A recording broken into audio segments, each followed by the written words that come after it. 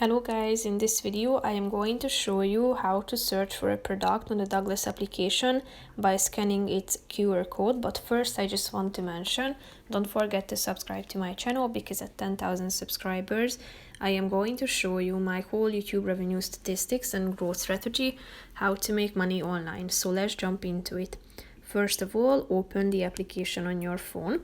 After that you should tap on the first option down below, and in the upper left corner of the screen you can see this scan icon.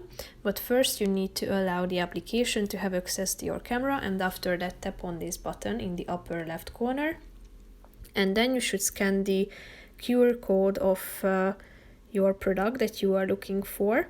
So direct your camera there and it will be scanned. So here you can see the result.